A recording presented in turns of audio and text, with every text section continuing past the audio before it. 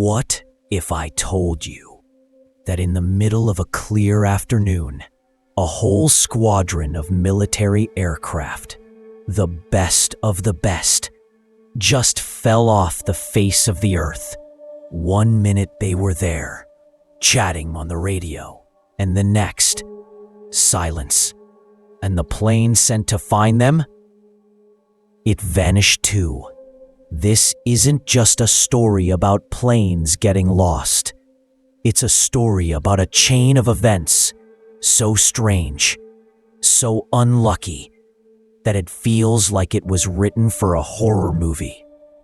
We are going to go back to that day, listen to the pilot's own words from their final radio calls. Look at the storms, the machines, and the men themselves to piece together what really happened to Flight 19. Forget the crazy stories about aliens and time warps for a minute. The truth is far more chilling. The day everything changed. December 5th, 1945. To really get what happened, we need to picture it. The year is 1945. World War II had just ended a few months earlier. The whole world was breathing a huge sigh of relief. For the soldiers, sailors, and pilots, it was a weird time. They were the heroes who had won the war. But now, the big fight was over. For many, the military was still their job. And that meant training, and more training. Keeping sharp was the name of the game.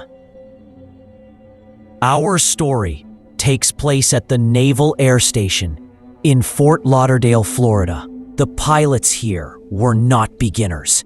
Many of them were combat veterans, guys who had seen real action in the war. They knew how to fly their planes inside and out. It was just another Tuesday, a day for a routine training flight. Nobody woke up that morning thinking it would be their last. The plan for the day was something called Navigation Problem Number 1. It sounds boring, but it was super important. It was a practice run to make sure pilots could fly over the ocean, find their targets, and come back home safely, all without using landmarks. Out on the big, empty ocean, there are no roads, no mountains, no towns to tell you where you are. All you have are your instruments, your watch, and your brain. The mission was a triangle. They would take off from Fort Lauderdale, fly east, do some bombing practice at a place called Hens and Chicken Shoals, then fly north for a bit, and then turn southwest to fly straight back to base. It was a flight path they had all flown many times before. It was supposed to be a piece of cake, a 3-hour tour, then back to base for dinner. But for 14 men, that dinner would never come. The men of Flight 19. A flight is not just a machine, it's the people inside it. To understand the mystery, we have to know the men. These weren't just names on a list. They were sons, husbands, and fathers. The leader of the flight was Lieutenant Charles Carroll Taylor. He was the most experienced pilot of the group, with over 2,500 flying hours. That's a lot. He had flown in the war, served as a flight instructor, and knew his stuff. But there's a little detail about Taylor that becomes very important later. He had just recently been transferred to Fort Lauderdale from Miami. He wasn't as familiar with the local area as the other pilots. He was the teacher for this mission, the one in charge. The other 4 planes were being flown by his students. But don't think of them as kids who didn't know how to fly. These students were Marine and Navy pilots who were training to become torpedo bomber pilots. All of them had around 300 hours of flying time. They were qualified and capable. Let's meet a few of them. Captain George Stivers and Captain Edward Powers were U.S. Marines. They were tough guys who had likely seen combat. They knew pressure. They were flying 2 of the Avengers. Then there was Marine Second Lieutenant Forrest Gerber and Ensign Joseph Bossy. These guys were younger, but they were the cream of the crop, selected for one of the most demanding jobs in the military. Each plane also had a crewman, a radioman, or a gunner.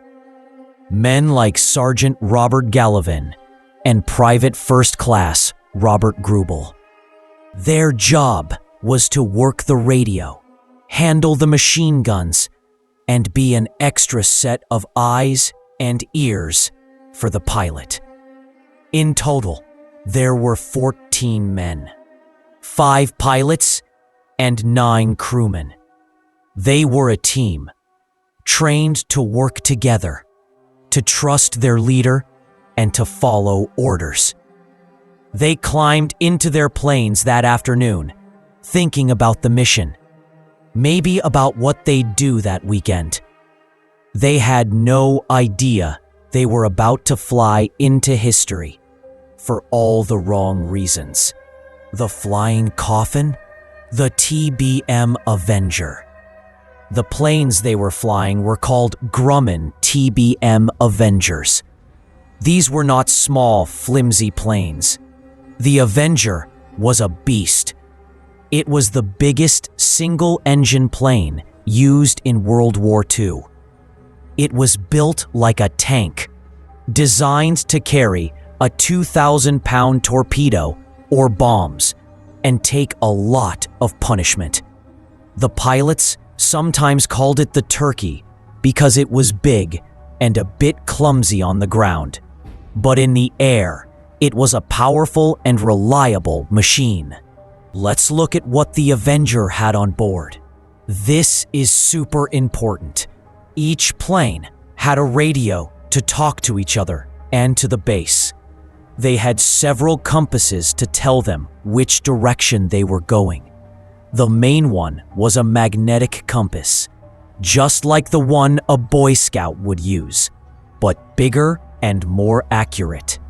They also had a gyro compass, which is a more advanced compass that is less likely to be thrown off by the plane's movement or metal parts. They had a clock, which was one of the most important tools for navigation. By knowing your speed, your direction, and how long you've been flying, you can figure out where you are.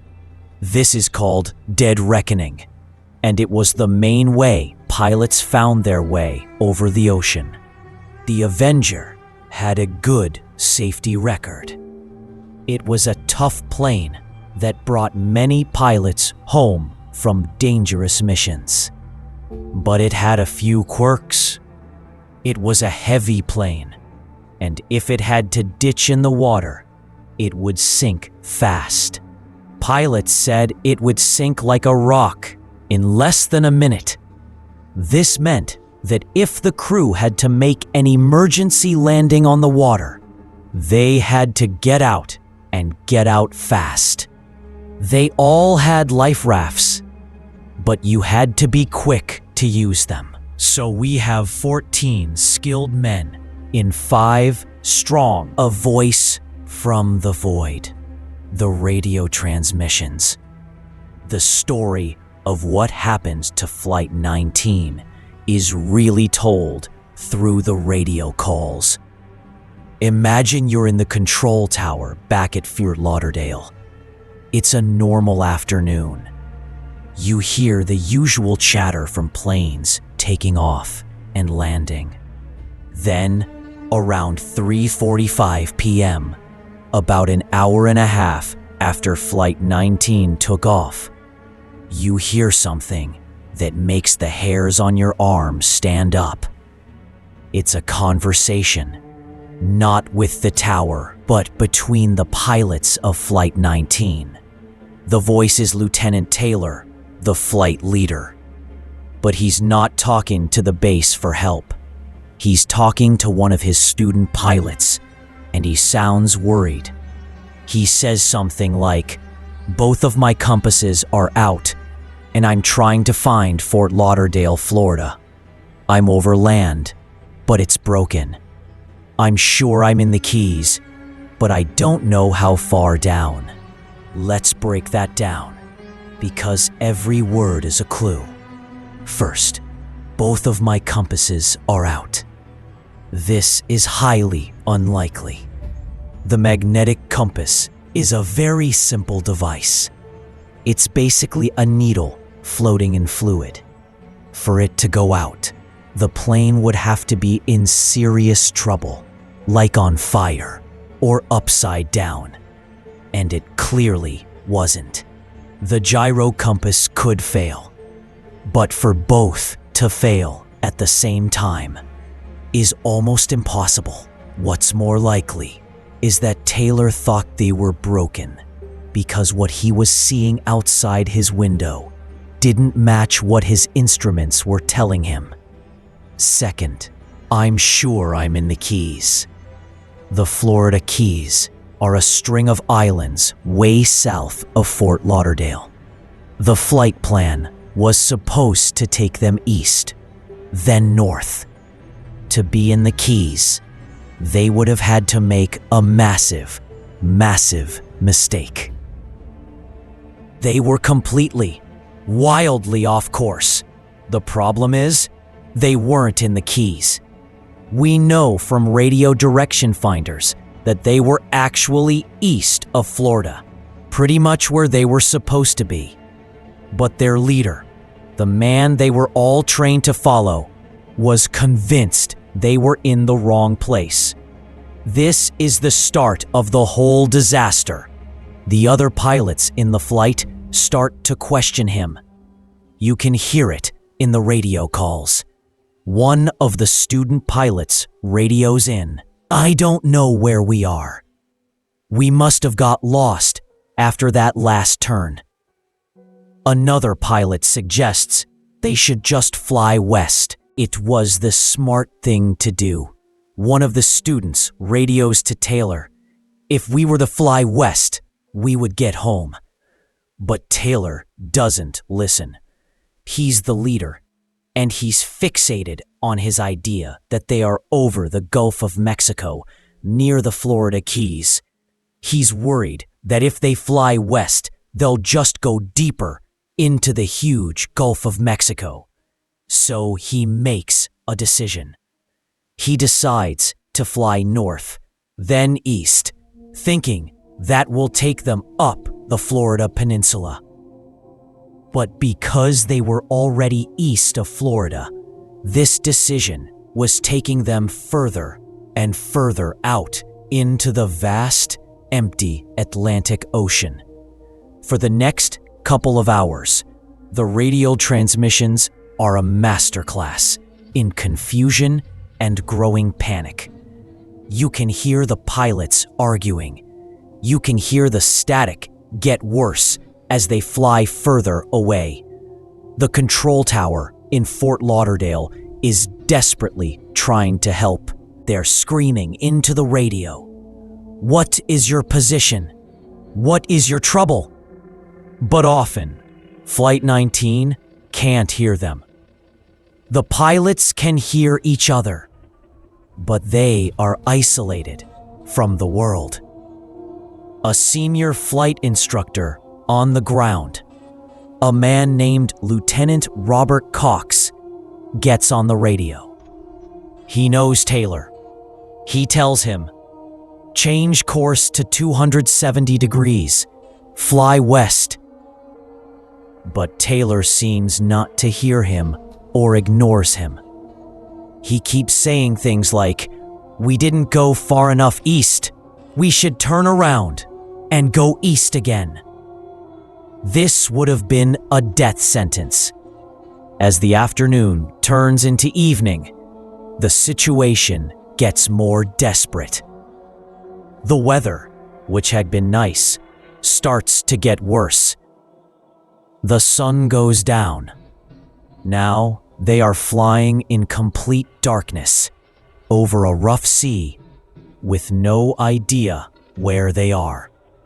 The fuel gauges in their Avengers are creeping closer and closer to empty. The last few transmissions are chilling. You can hear someone say, "All planes close up tight. We'll have to ditch unless landfall." When the first plane drops below 10 gallons, we all go down together. Think about that. They knew they were out of fuel. They knew they were going to crash into the ocean. Their plan was to stay together. So if one plane went down, the others would go down in the same spot, making it easier for rescuers to find them. It was a brave plan, a testament to their training and their bond as soldiers. Around 7:04 p.m., the last faint, garbled message is heard. Then, nothing, just static. 14 men and 5 of the Navy's best planes had vanished.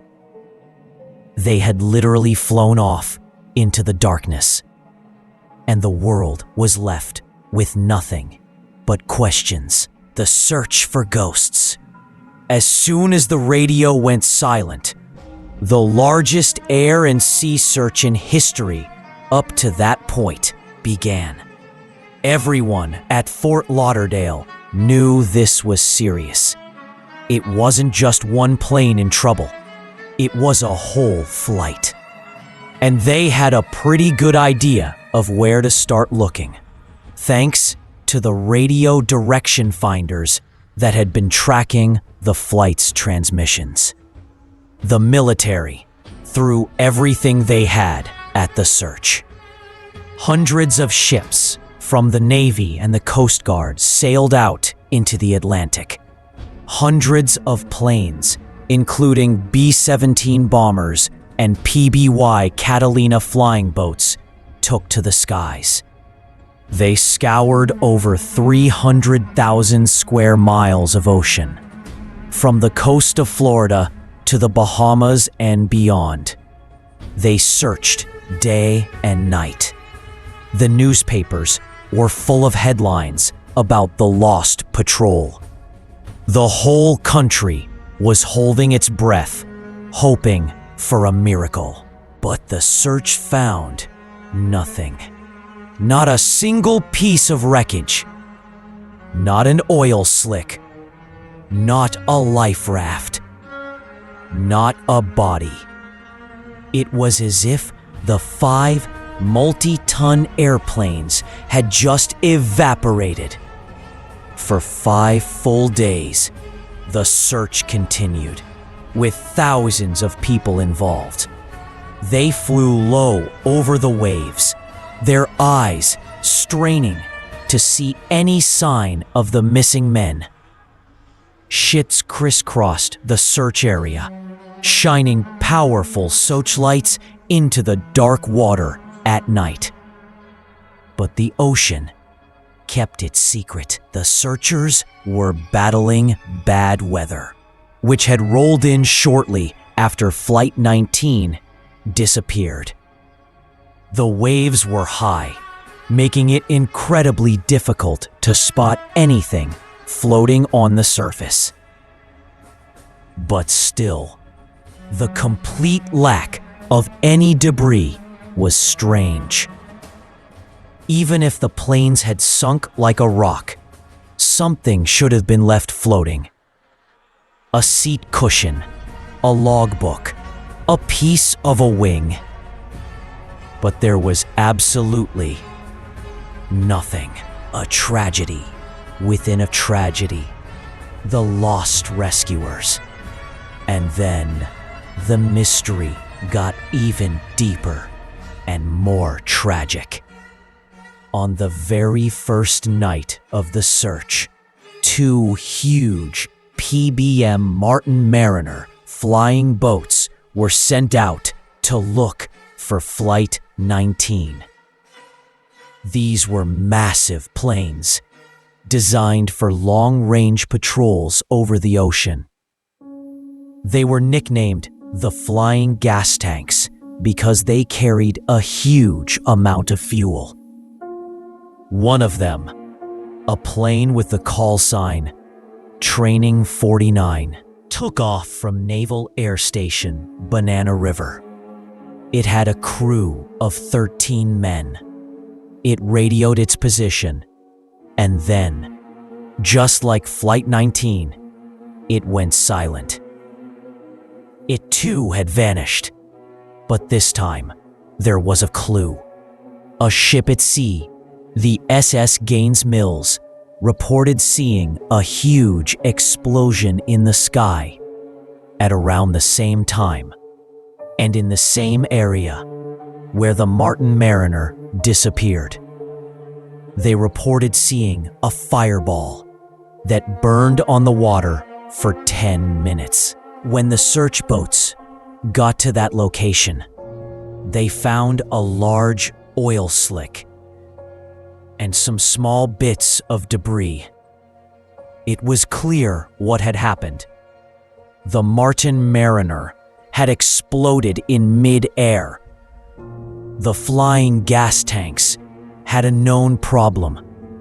Fumes could build up in their fuel tanks, and a single spark could cause a catastrophic explosion. A crewman lighting a cigarette, a spark from a piece of equipment, anything could have set it off. So now, the disaster was even bigger. It wasn't just 5 planes and 14 men missing. It was 6 planes and 27 men. The disappearance of the Martin Mariner is often lumped in with the Flight 19 mystery as part of the Bermuda Triangle. But it's almost certainly a separate, tragic accident. It was a known flaw in the aircraft that cost 13 men their lives while they were trying to save their comrades.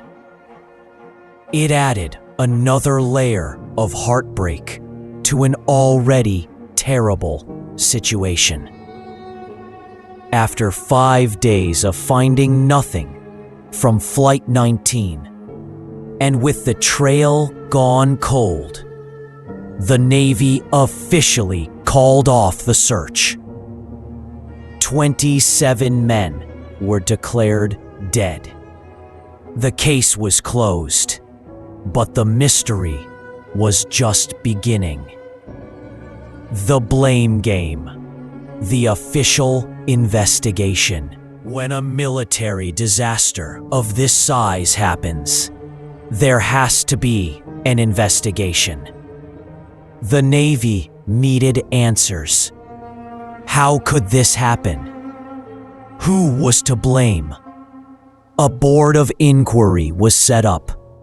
A group of high-ranking officers whose job was to go over every piece of evidence and figure out what went wrong. They interviewed everyone at the base. They looked at the maintenance records for the planes. They reviewed the weather reports. And most importantly, they analyzed the radio transmissions. After weeks of study, they came up with a conclusion. The blame was placed squarely on the shoulders of the flight leader, Lieutenant Charles Taylor. The Navy's report said that Taylor had become confused and disoriented. They believed he made a critical error right at the beginning of the problem. When he thought they also pointed out that Taylor had tried to get out of flying that day.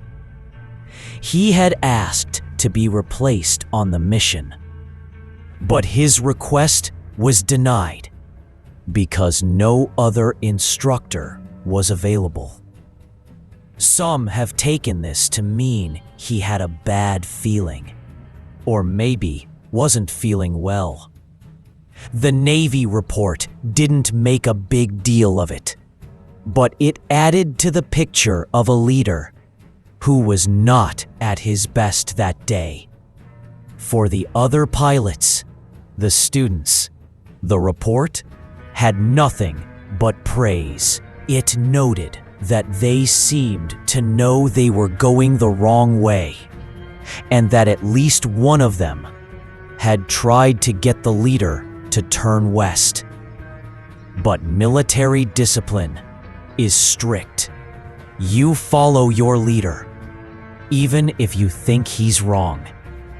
In the end, their loyalty cost them their lives. So the official cause was pilot error. Case closed. But not for everyone. Taylor's family, especially his mother, was outraged. She couldn't believe that her son, an experienced combat pilot, would make such a basic mistake. She argued that if the planes had equipment failure, it wasn't his fault. She fought the Navy for years, and she had a point. It seemed too simple. How could 5 planes all fail to find their way home? Why was there no wreckage? The official story left too many questions unanswered, and because of that, other theories began to pop up. Theories that were much more exciting and much stranger than simple pilot error. Finally, after his mother's long campaign, the Navy reviewed the case again. They changed the finding from blaming Taylor to cause unknown. This admitted that they really didn't know for sure what had happened out there. And that opened the door for a legend to be born. When you have a mystery this big, with so many missing pieces, people's imaginations run wild.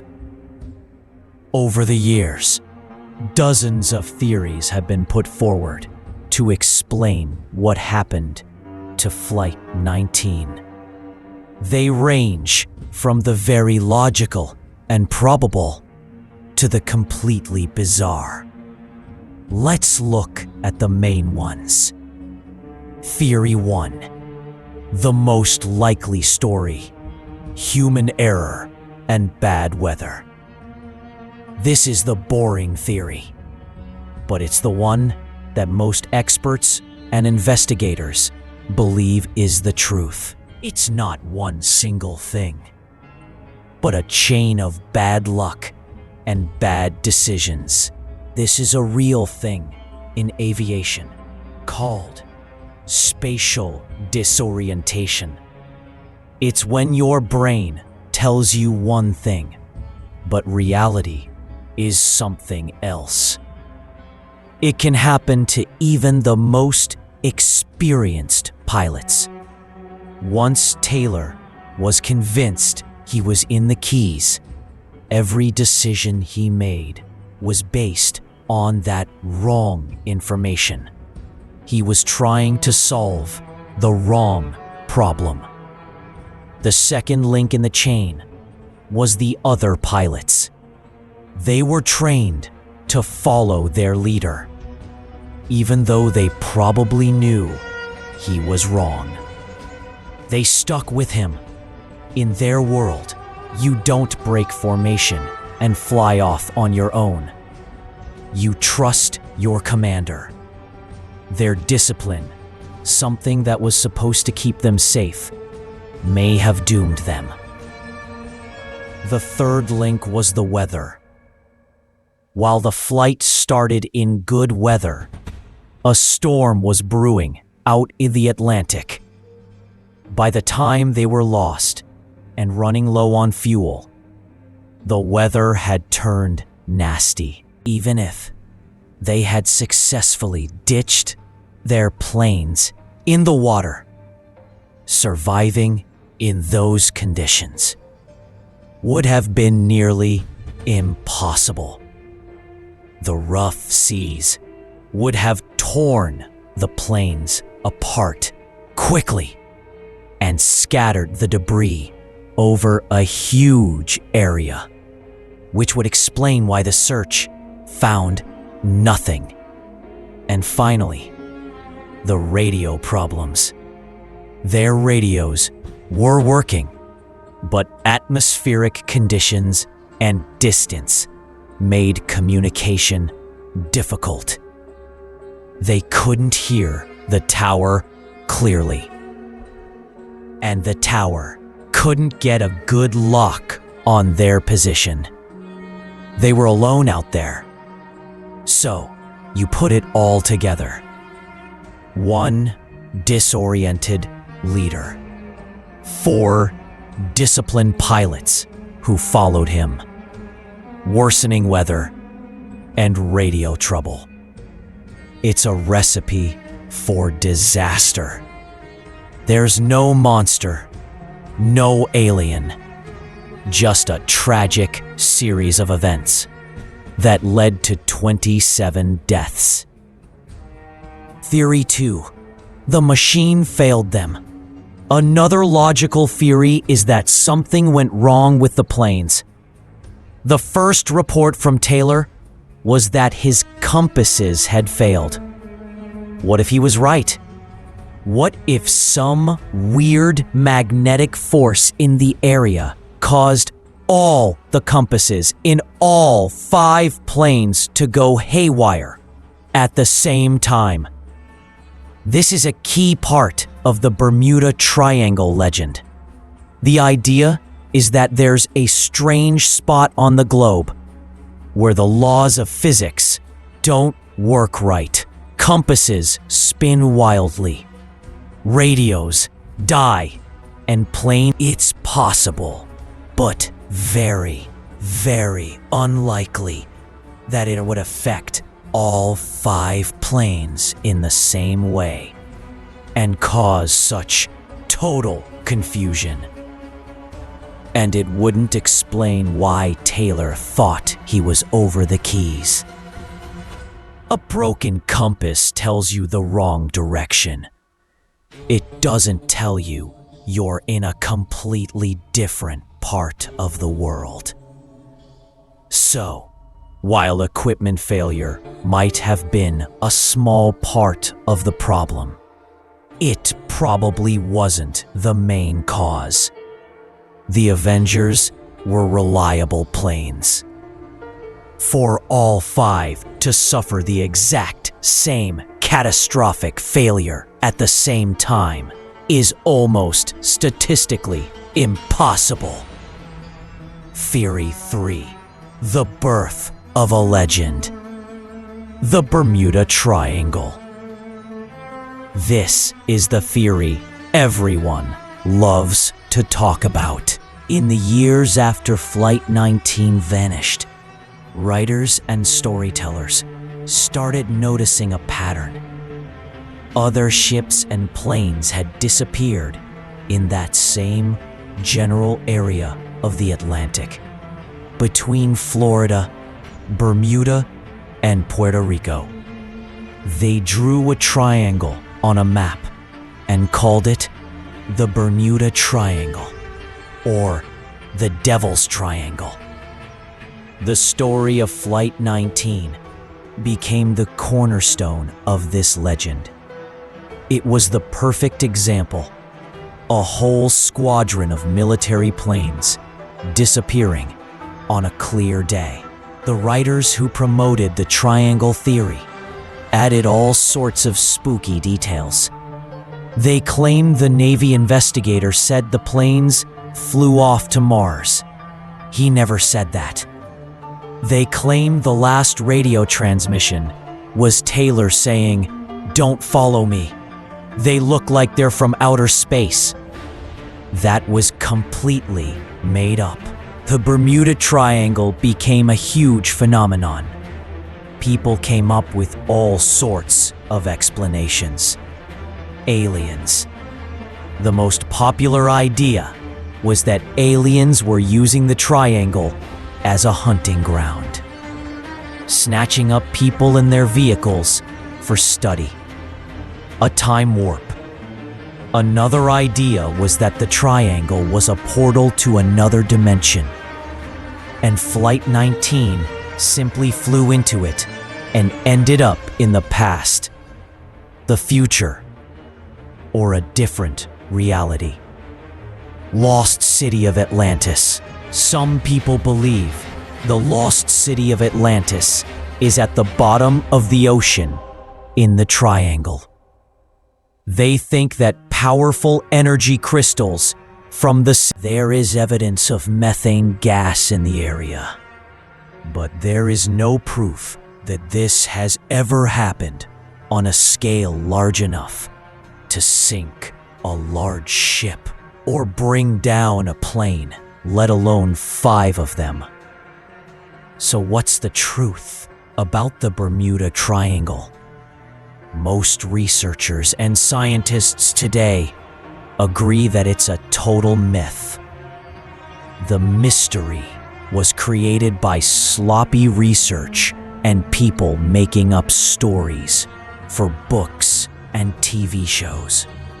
When you actually look at the facts, there is no statistically significant number of disappearances in the Bermuda Triangle compared to any other heavily traveled part of the ocean. It's a busy area with a lot of storms, including hurricanes. It's not surprising that ships and planes have accidents there. Flight 19 is a real mystery, but it doesn't need aliens or magic crystals to explain it. The real story of what likely happened is scary enough. The legacy of the Lost Patrol. The story of Flight 19 didn't end in 1945.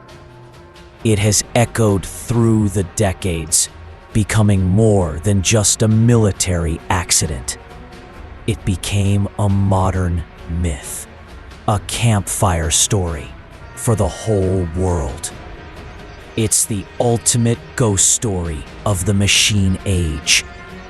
In older times, we told stories of ghost ships like the Flying Dutchman, doomed to sail the seas forever. Flight 19 is the 20th century version of that. 5 ghostly warplanes, forever flying through the clouds, their engines silent, their crew eternally lost. The mystery has been the subject of countless books, documentaries, and even movies like Close Encounters of the Third Kind, where the lost pilots of Flight 19 are returned to Earth by friendly aliens. The story taps into a deep human fear, the fear of the unknown, the fear of being lost in a vast and indifferent wilderness. But perhaps the most important legacy of Flight 19 is what it teaches us about ourselves. It shows how easily we can be led astray by a good story. The Bermuda Triangle legend took hold because it's more exciting than the truth. It's more fun to think about UFOs than about a pilot having a really, really bad day. We love a good mystery, and sometimes we don't want to find the answer because the question is much more interesting. It also reminds us of the human cost of these events for the families of the 27 men who died that day. This was not an exciting mystery. It was a lifetime of pain and unanswered questions. For years, they had to deal not only with their loss, but also with the crazy theories and the blame that was unfairly placed on their loved ones. They are the forgotten victims of the... So, what really happened in 1945? The honest answer is that we will never know for sure. The planes are likely lying on the bottom of the Atlantic Ocean, thousands of feet down, where no one will ever find them. The only people who knew the whole truth were the 14 men of Flight 19, and their final secrets went down with them into the cold, dark water. But we can be pretty sure of the most likely story. A good pilot made a bad call. A group of loyal men followed him. A storm moved in, and the vast, powerful ocean swallowed them whole. It's a story that is both simpler and more tragic than any tale of aliens or monsters.